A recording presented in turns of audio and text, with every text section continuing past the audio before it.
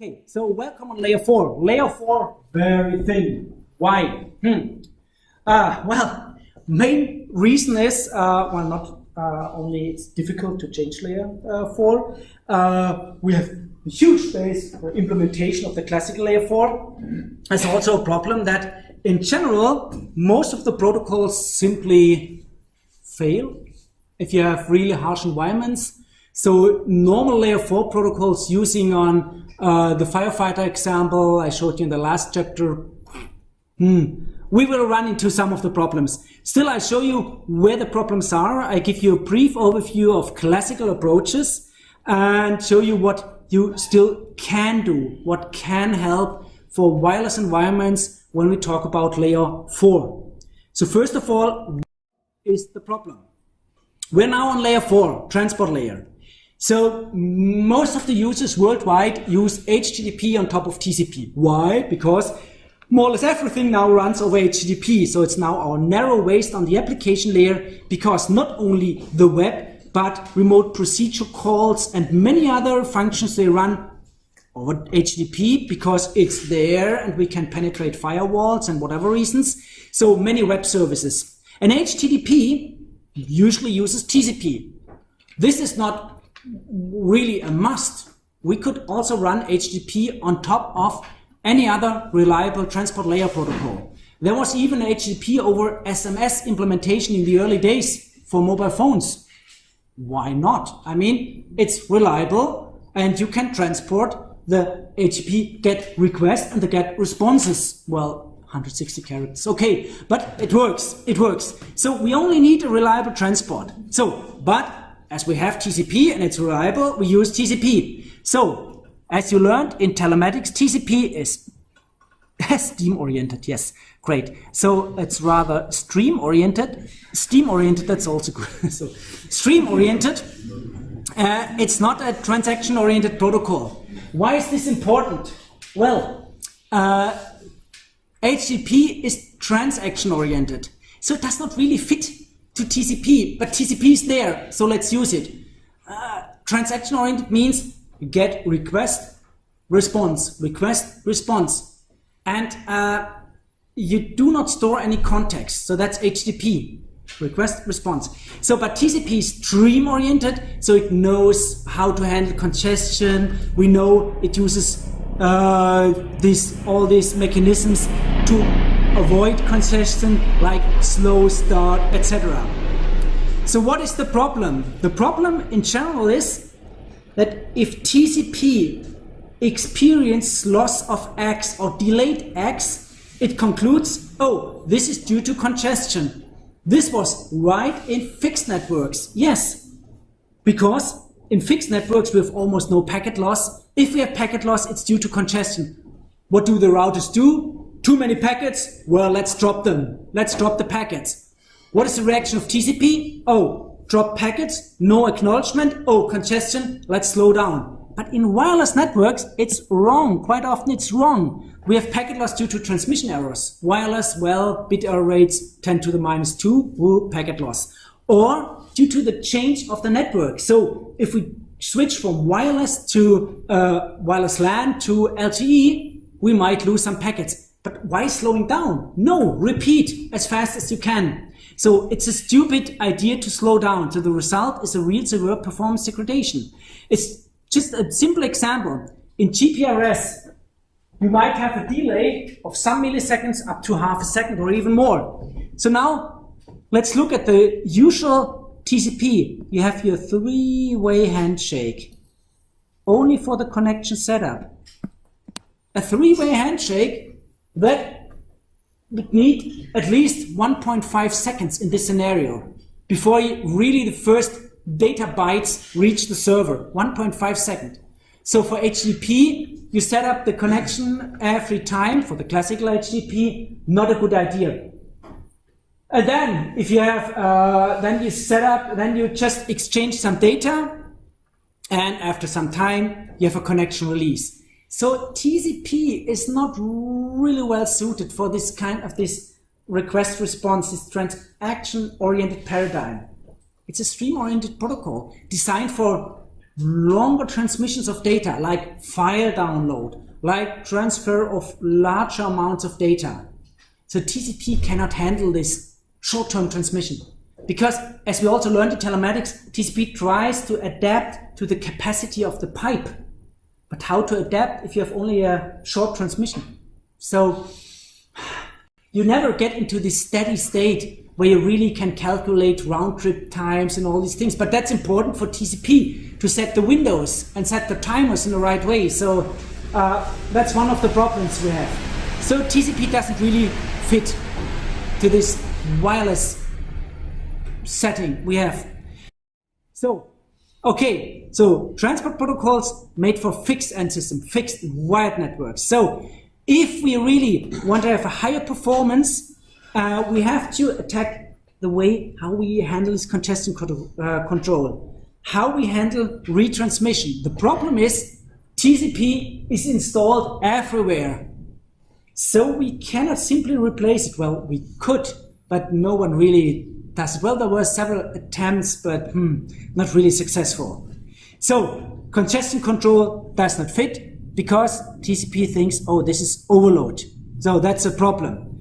So, and the problem also is that the classical TCP, how do we recognize congestion?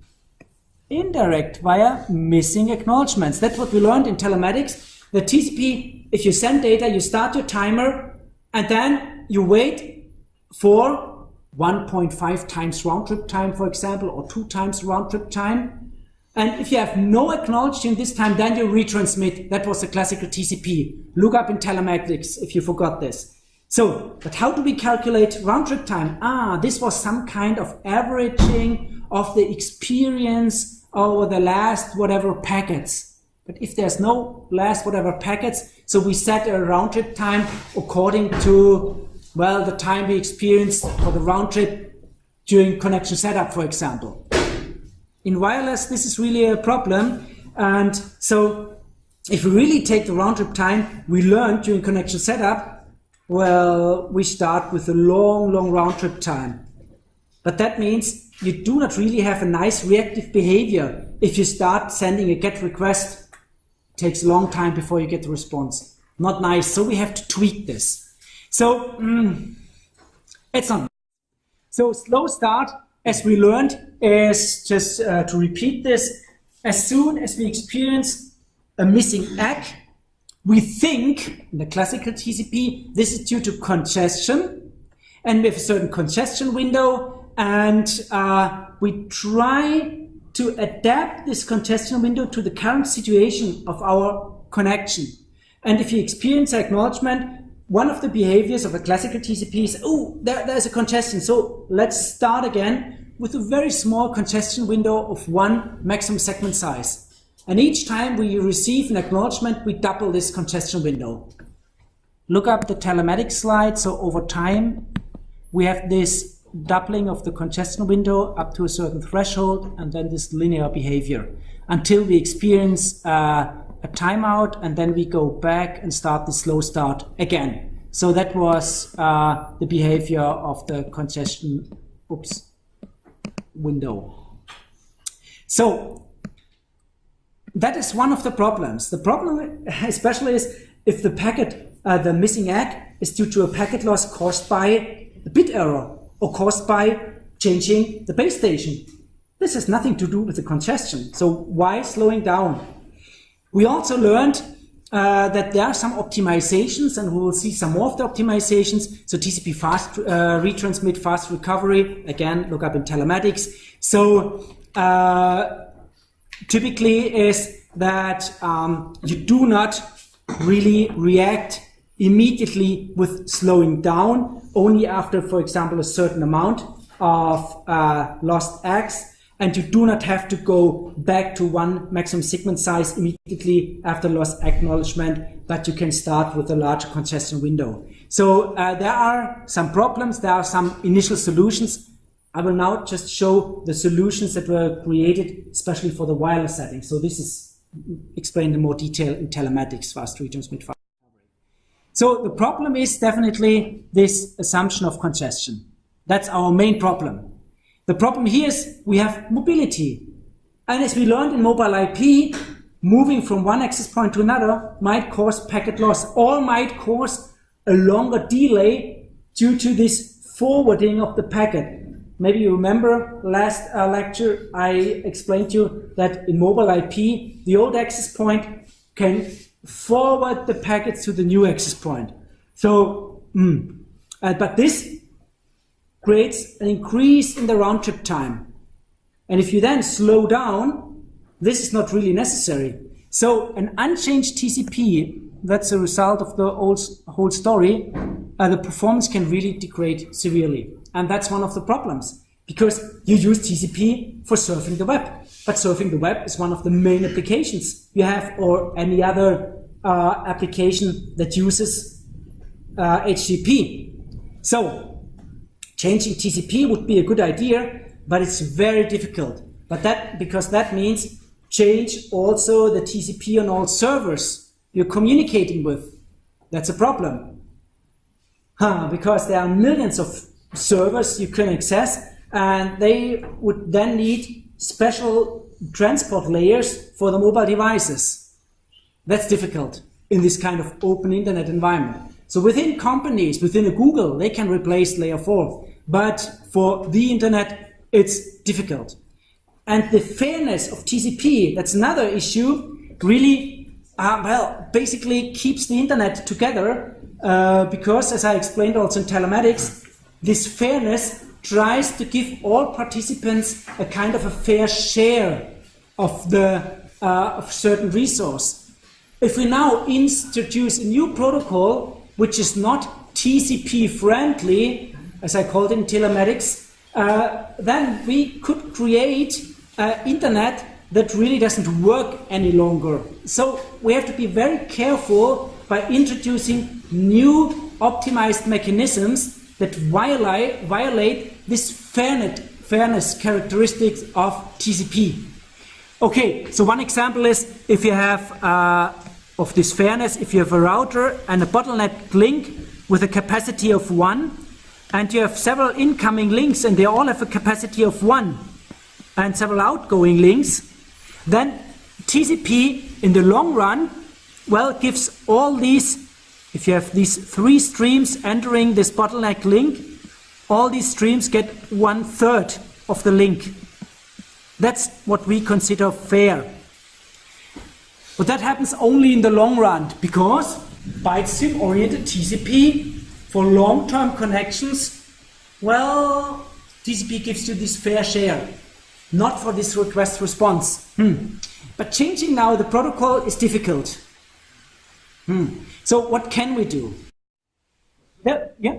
What do you mean again by unchanged? So you mean different strategies, or what could be a change? A change? Well, we could. So the question is, what is a change? What could be another transport protocol? Well, introduce a transaction-oriented protocol. A protocol that is a transport layer protocol that gives you reliable transactions. That means that really is optimized for transmitting a request and transmitting back a response. There is such a TCP, it's called transaction-oriented TCP, never really implemented, so TTCP. So the normal TCP or normal TCP is made for longer transmissions of byte streams. Well, because it tries to adapt, for example, the round trip time estimation after some time. And as soon as you experience timeouts, you try to re-adapt the round trip times, as we learned in telematics. But that doesn't help in for transaction-oriented applications, because they do not live that long. An HTTP request is just request response, and after that, it's gone. There is no context. There is no long-term connection between a client and a server for HTTP. So there are some early approaches. I will just give you a brief overview because they were not really successful. It's still interesting to understand them a little bit, because what we learn is that after some years, new researchers come up with similar approaches, and then we see, oh, we've done that before, so better look up in history. Done it before, done all the measurements before, so we learned of it, so it doesn't work. So there are, for example, approaches that say, okay, we cannot change the wired internet, but we could split up. We could split up the connection into, on the right-hand side, a standard TCP, on the left-hand side, a kind of a wireless optimized TCP. What does it mean? So we optimize the TCP for this wireless connection. So if you lose anything, you will have a much faster feedback loop here for this optimized feedback, and you decouple the influences of the wireless links from this wired part.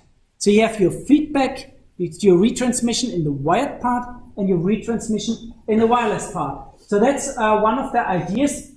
So we split up this TCP. And that's one of the big issues. We do not have a real end-to-end connection anymore. But that was one of the ideas of TCP. If you remember, TCP gives you a connection from one process running on a machine, socket, to another process running on the other machine. And now we split up the connection. It's quite obvious that, yes, this can basically protect the wired internet from this new wireless domain. We can optimize the TCP in this wireless domain. We can introduce other parameters. We could even introduce a complete different TCP there. This works. But the problem is, well, we do not have an end-to-end connection anymore. So is this a problem? Yes, if you run encryption. Okay, what do we do? Man-in-the-middle attack. Or if you say, okay, my protocol should be reliable. If you break it up in the middle, is it reliable anymore? End-to-end? Not really. Not really. We don't know. So if the host sends something and gets back an egg, the host thinks everything is already at the receiver. But what happens if then the access point crashes or the receiver is not there anymore? We get inconsistencies. So indirect TCP is one of the approaches. There are some other approaches, socket and state migration. So as soon as you move from one access point to another, you migrate the socket. So that means the wireless system doesn't notice that you move to another access point. That's a nightmare from a security perspective if you move this. Okay. But so they are different. I just give you some hints what has been done.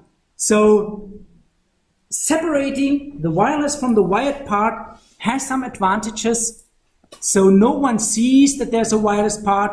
It's simple, etc. But there are big disadvantages. We do not have this end-to-end semantics anymore. So we don't know actually if I send, for example, something to the other end system. Originally this was process to process, and if I get an acknowledgement back, is this really the acknowledgement of the other end system or of someone in between? And this might cause some problems if you rely on the connection. If you say, okay, this is a reliable connection, and then suddenly the access point is gone, or you move to another access point, but you already got the acknowledgement. So this can cause some inconsistencies. So that was, I'd say, 15 years ago. There was indirect TCP as one of the approaches. I already said something about fast retransmit, fast recovery. This helps in mobile and wireless settings. More on this in telematics. So this tries to counteract this reaction with the slow start, although there's no congestion. So you can send these duplicate acknowledgements on purpose. And just to remind you, what was the idea? Fast retransmit, fast recovery. A client, as soon as you get acknowledgements, the client at least sees that the connection is still alive. And the reason for a lost acknowledgement is not congestion, because there are still eggs. That was the idea of fast retransmit, fast recovery. And so there's something going on the connection. You still receive acknowledgements. There was something lost, yes, because you get acknowledgement for other byte sequences, but you still receive something. And then the client can conclude, oh, there's not congestion, but something is lost. And now you can use this mechanism to send X on purpose by the new access point. That's roughly the idea. So if you're unfamiliar with fast retransmit, etc., look this up in telematics.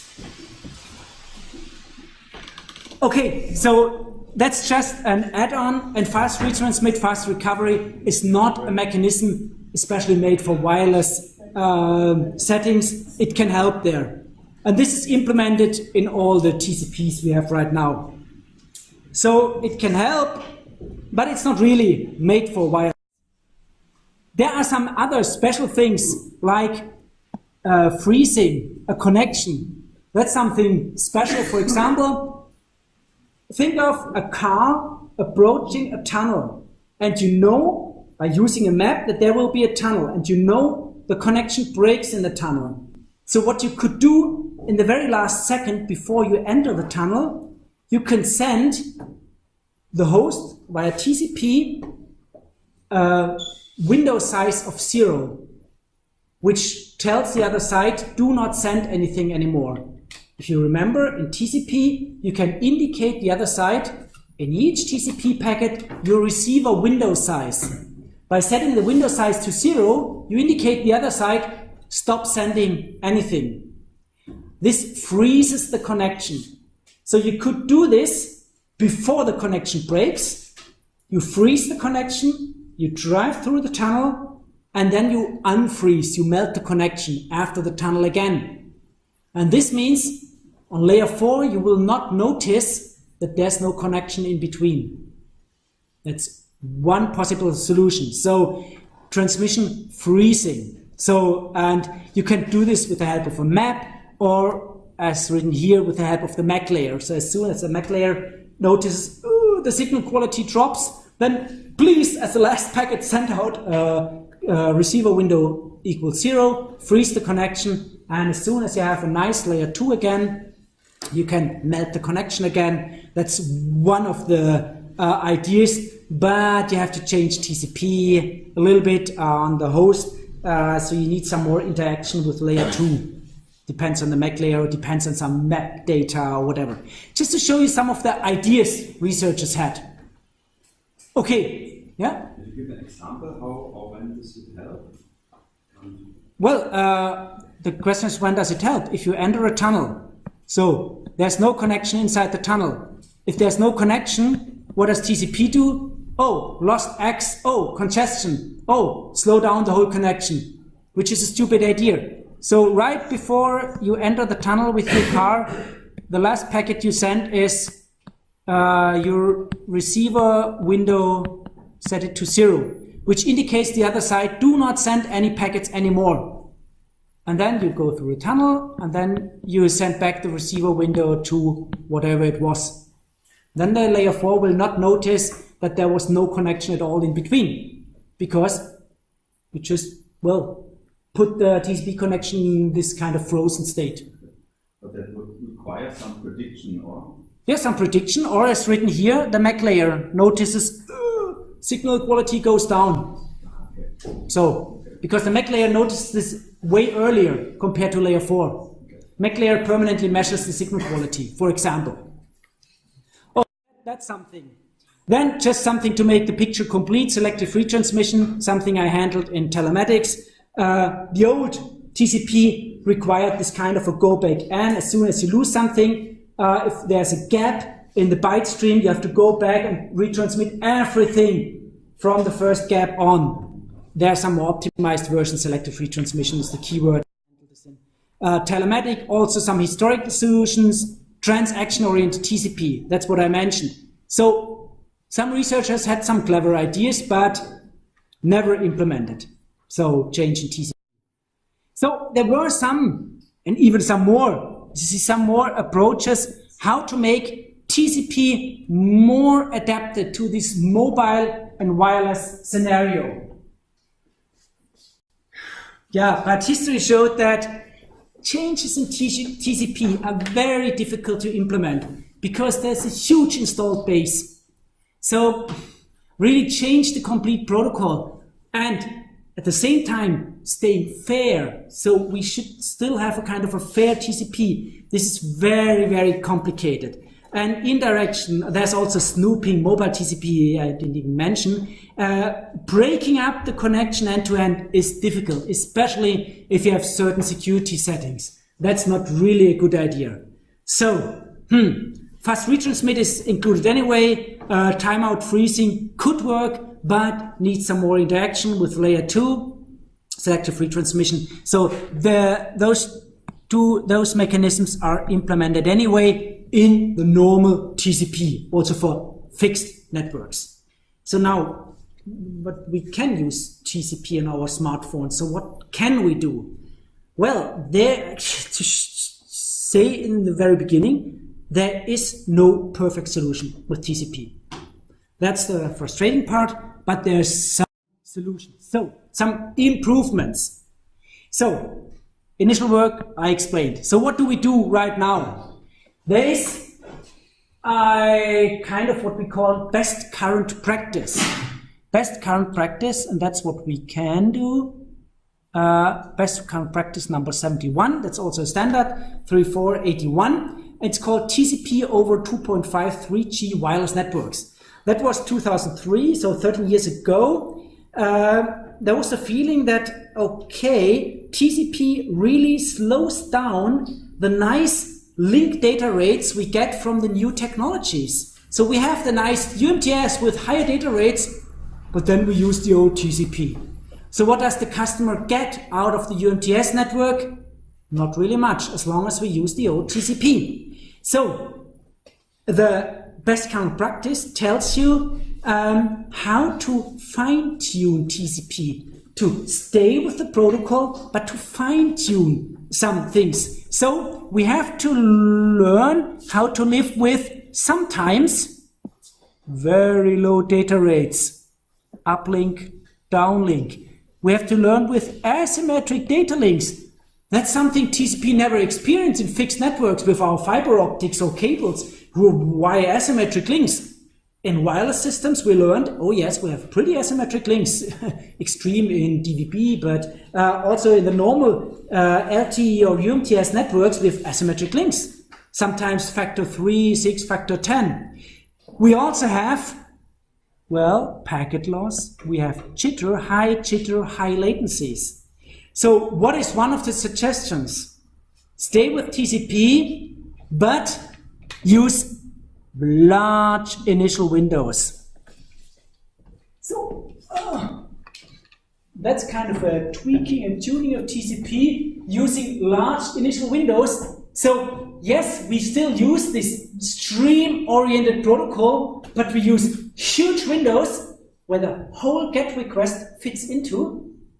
So basically, we use TCP in a kind of a transaction-oriented way, using a large sending window, use a large MTU, use all the other mechanisms, and this helps. Why? Because if everything goes well and everything fits into the initial window, we never enter this kind of congestion avoidance and whatever schemes. We simply abuse, misuse, use TCP in a kind of a transaction-oriented way. So we never enter this steady state. We just transfer the request, get the response, and that's it. Everything's over. So we never enter this long term. So, and that's one of the ideas is, well, use this, and then use this for TCP. Then there's an enhancement in layer 3. Look up in telematics, ECN, explicit congestion notification. We can use a special bit in the header of IP to indicate congestion. That helps the sender to distinguish between real congestion, so ACK lost due to congestion, or ACK lost due to transmission error. So that helps, and some timestamping, no header compression, that's one of the suggestions. There are other congestions that say, don't do this, but okay. So, and this was the starting point for protocol stack called iMode, very successful in Japan, also introduced here in Germany by E+. iMode, and the wireless application protocol, and it's called TCP with a wireless profile. So we still use TCP, but we give TCP a wireless profile, so to say. So, so we adapt the protocol stack. That's one thing, and that's done in mobile phones. So that was the starting point 10, 13 years ago. There's also, well, a lot of research done in alternative congestion control algorithms. So not using the classical TCP congestion control, but optimized. The TCP Vegas, so these are different flavors of TCP, still the same packet header. It's still full compatible with the others, but if two TCP Vegas implementations talk to each other, they use different congestion control mechanisms and they focus on packet delay rather than packet loss. So they measure the delay and base the congestion control on this. There's TCP Westwood Plus, and they use the acknowledgement stream for better setting the congestion, fine-tuning congestion control. There's Vino, New Vino, Santa Cruz, and whatever. So many flavors of TCP that try to fine-tune TCP. They all stay with the same header, compatible with other TCP implementations, but if used, they can benefit from a little bit more clever ways of fine-tuning congestion control. So that's the way of tweaking more bits per second out of these wireless links, because otherwise you have nice fast wireless links, but you cannot deliver these higher data rates to the users. That's one of the problems. Yeah? You know, these improvements are also used in recent stacks? Yes. So the question is, do recent stacks use the improvements? Yes. So there's fine-tuning exactly in these ways. So I cannot tell you which kind of improvement exactly in which stack, but that's one of the way of fine-tuning. Yes, these wireless profiles, for example, yes, they're used.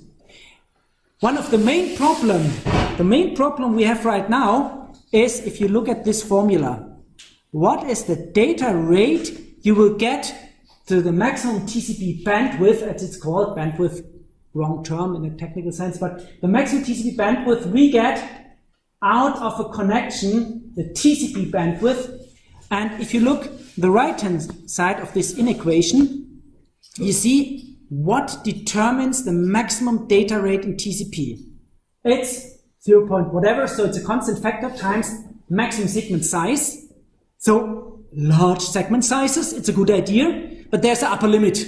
There's an upper limit in segment size, so let's say 1,000 whatever bytes, so upper limit. So more or less constant. So we cannot play too much with MSS. And then we have round trip time and loss probability. So round trip time, that's important. And this is exactly why all the new technologies like LTE, LTE Advanced, they have extreme improvements in the round trip time.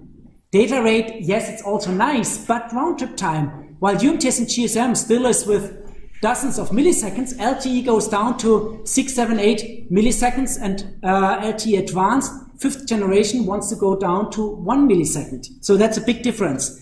Loss probability. Loss probability, well, yes, there's interference, but what can you do to minimize loss probability? Extreme fast retransmission on layer 2. Because if you are successful on layer 2, layer 4 will not notice the loss on the wireless link. So, low latency, low loss probability, fast retransmission on layer 2. This is why LTE and LTE Advanced focuses on this. Because what you do not see on the right-hand side is what? Which parameters missing on the right-hand side? We try to determine the data rate on layer 4 based on everything but the data rate on the lower layers. We do not see the data rate of the link on the right-hand side. And that's the interesting part. The data rate is not the important factor. It is, in the end, the round-trip time, the overall round-trip time, end-to-end, and the loss probability. Why? Because TCP tries to ramp up, make it faster. So you cannot go beyond the data rate of layer 2, but layer 4 tries to make it faster. And sooner or later, TCP will experience packet loss because sooner or later router will say stop. That's the maximum capacity. And then the router will drop a packet and then congestion avoidance, etc., etc. TCP will lower the data rate again and then tries to adapt. But you do not see the data rate of the lower layers here. And this is the limitation of the data rate of layer 4. So in the end, you have the minimum of this and what layer 2 can handle. This is then the data rate you will get in the end for the user. But this is a good example, and that's shown in several papers. You can even come closer to determining what exactly the data rate is, but this gives you an upper limit. And this clearly indicates you have to focus on round trip time and loss probability. And yes, it's nice to have faster links, but LTE with 1 gigabit per second does not help at all if the round trip time is still too high. Because then TCP will not be faster. And TCP, fast TCP, is what you need for better experience than on the application layer, because your apps, they sit on top of HTTP, on top of TCP, on top of etc., etc. So this is why you have to make round trip time and loss probability faster. Yes, also the bit per second on layer 2, but main focus is on this. So this is one way of improving TCP, fine-tuning. And the other way of improving is something, well, with pros and cons. It's generally it's called performance enhancing proxies. So this is exactly the idea in a more generalized terms that you split up the fixed network, the lower part, and the wireless mobile network in the upper part. So yes, PEPs, performance enhancing proxies, can be used, and they are used, for example, to offer special services for mobile devices. So, for example, for banking software. So you will have some kind of a performance enhancing proxy at the bank, and then trying to adapt things for the mobile devices. But what we do not see is performance enhancing proxies directly at the base station, for example, or somewhere in the network of the mobile phone operator, things like this, because the problem is you break the end-to-end semantics. So, and you cannot have security and performance enhancing proxies somewhere in between. So either security or PEPs. And so this is why we see right now those PEPs in the domain of a bank, for example, or of a service provider. And then you can offer special service for mobile devices to lower the data rate that is required, for example. So it's useless to send high resolution picture to a small smartphone, for example, things like this. So that's another way to go, but with some problems. And there are some more open issues. There are some other RFCs, some other best current practices that say don't use timestamp and use something that's called header compression. And you saw on the other slide, the BCP best current practice 71 says do not use header compression, but do use timestamps. So even in standards, you have different opinions, as you see. And and some other recommendations. Open issues. So right now the status is that the implementation of the stacks tries to optimize the protocols in some ways, and you try to have, for example, large sending windows, and this helps a lot. Because then you never entered all these mechanisms in TCP, but you hope that you can transmit the whole request and the whole response in one window, and that you never enter these slow whatever start mechanisms, large windows, and so that's it. And you try to have immediate retransmission on layer 2 so that layer 4 almost never notices these things. So that's all you can do right now. Not really satisfying, so maybe a special layer 4 protocol would be nicer, but difficult to implement due to the large installed base. Okay, and that's basically all that's to say about layer 4. And right now the situation is that not only we have more or less the same protocols, we use in the fixed networks, also for the mobile devices. But as the mobile devices become more and more powerful, we see same applications. So we do not really need any special support for mobile devices as we had, let's say, 10 years ago, where we had special application layer protocols for mobile devices. The keyword is wireless application protocol. We had special services for picture transmission for this and that, special application layer protocols, sublayers, etc. Not really needed anymore because the devices are as powerful as a normal PC. Let's say 3, 4, 5 euro PC.